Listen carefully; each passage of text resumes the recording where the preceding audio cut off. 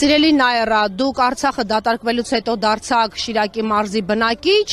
եւ իհարկե դուք այսօր Գյումրու ընտրող չեք, բայց նկատում ենք շատ ակտիվ պատասխանում հակադարձում եք թեկնածուների հայտարարություններին, բայց նկատենք իշխանական թեկնածուն այսօր երկրորդ անգամ թիրախավորում է Արցախը,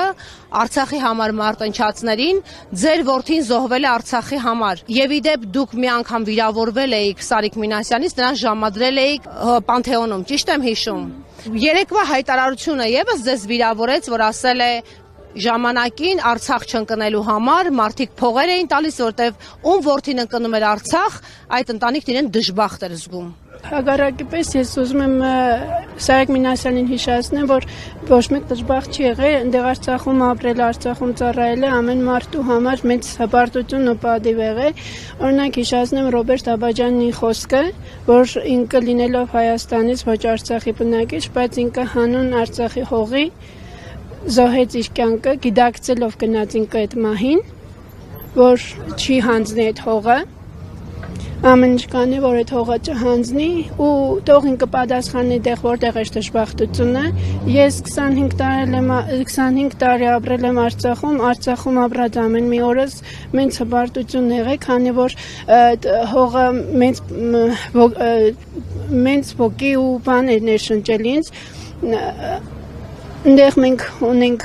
ամեն մի օր ապրելով տոկոված եղել այդ ոգի կանչով, որովհետև այնտեղ մենք շատ 92 թվականից մենք շատ զոհեր ենք ունեցել, որոնք ազատագրել են այդ հողը ու մեր պարտքներ բնակվել, շինացնել, ամրացնել այդ հողը։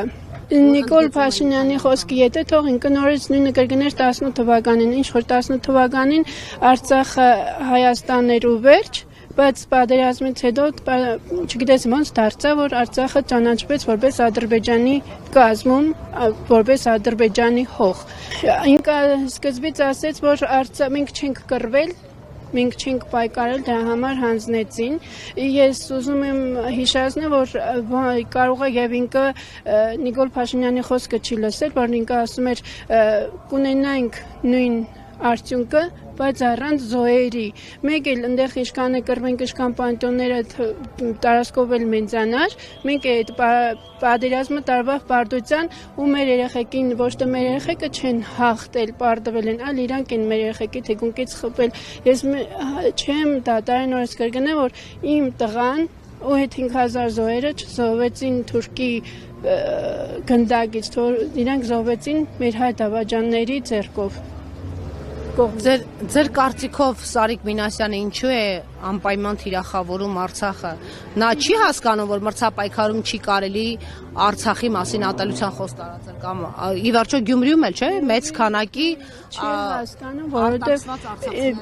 ինքը այդ որպես ասենք բանանի Նիկոլ Փաշինյանին եւ որ ինքը որպեսզի դուր գա, հա։ Դուր գա, որպես իր պաշտոնը ատորը բնդասնելու համար ինքը անընդհատ այդ խոսքերը կրկնում է։ Ես իրանք հենց իրանց 18 թվից իրանք եկած պետության իրանք մեզ բաժանեցին սևերի ու սիպտակների, արցախցի, հայաստանցի, կիրովականցի, լեննականցի, իրանք մեր մեջ այդ բանը դրեցին։ Իսկ հիմա ինչ եք մտածում, Գյումրիում միշտ տրամադրություններ են, ի վերջո դուք օրվա մեծ մասը այստեղ եք հազարով։ Ես կողքի գյուղում եք մնացել։ Գիտեմ, ես ուզում եմ մեր տեխնատուներին ուղղակի խնդրանք թե բան ուղղակի ետեով նստի մենակ չլինի ատորի կռիվ հոգս տանեն ուղղակի Գյումրի մեր այս տանջանք ցավ տեսած Գյումրեցու մասին 2020 թվականից հետ ապրում եմ Վրեժով լցված իմ մարմնից ամբողջ մեր բջիջը լցված է Վրեժով ու եթե այս ընտրություններից հետո ԿՊ-ն մեր մոտ պարտվի, ոնց մեր մոտից ինքը քայլեց դուրս եկավ, նույն ձևի ես ուզում եմ, որ Վախճանը մեր մոտը լինի։ Նշանավորվի Գյումրիով։ Իսկ եթե ընտրվի Սարիկ Մինասյանը, ով ամբողջովին կիսում է իշխանության տեսակետը։ Չգիտեմ, ուղղակի նորից մենք կհաստատենք, որ մենք ուրանում ենք բոլոր մեր զոհված տղեկին։ Ինչու է քաղաքային ընտրությունը դարձել այդպես ազգային արժանապատվության կռիվ։ Նախկինում քաղաքային ընտրությունները ընդհանրապես ասֆալտի կամ չգիտեմ բարեկարգման, այսպիսի խոստումների համար էին Եվ մրցապայքարում մարդիկ ընդամենը գեղեցիկ կյանք էին իրար խոստանում, ավելի բարեկարգ քաղաք էին իրար խոստանում։ Այսօր մարդիկ խոսում են, օրինակ Վարդան Ղուկասյան ասում է թրքապատակներին կվռնդենք այստեղից, սա արժանապատվության կռիվ է, այստեղից պիտի մաքրվի ՔՊ-ն։ Ինչու էսպես վերածվեցին թիմ ընտրությունները քաղաքական լուրջ մրցապայքար։ Որովհետև հենց ՔՊ-ն Նիկոլ Փաշինյանը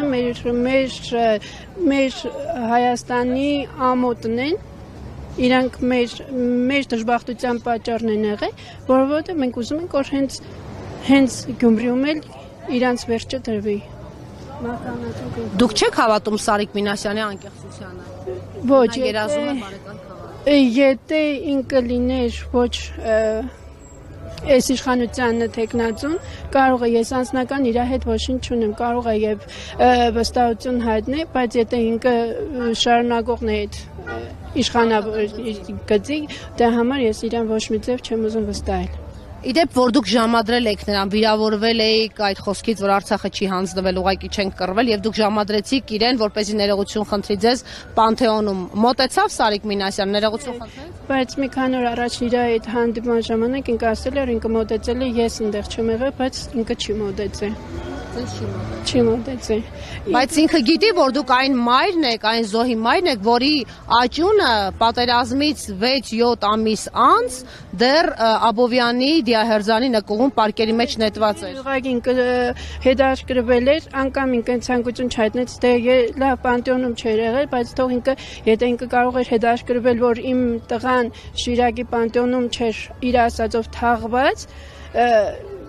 ու ինքը արդեն ճշտել էր, որ իմ մարզերի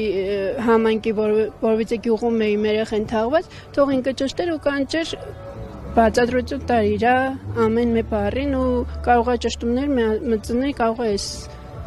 ասել, որ դուք ճիշտ եք սխալ, բայց ես երբեք սխալ չեմ լինի, որովհետև մեր տղեկը կռվեցին, մեր տղեկը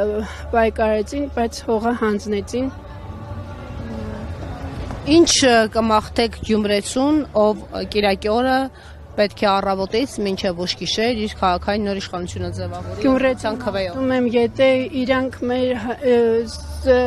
մեր զինվորների կինացը զուտ սեղանի ճառ է, որպես բաժակաճառ չէ, իրոք իրանք հարգում են, եթե չեն ուրանում մեր տղաների թափածայրունը, ում թող իրանք կատարեն ճիշտ ընտրություն, որովհետեւ հետո մեր կարգավիճակում նաև իրանք չհայտնվեն։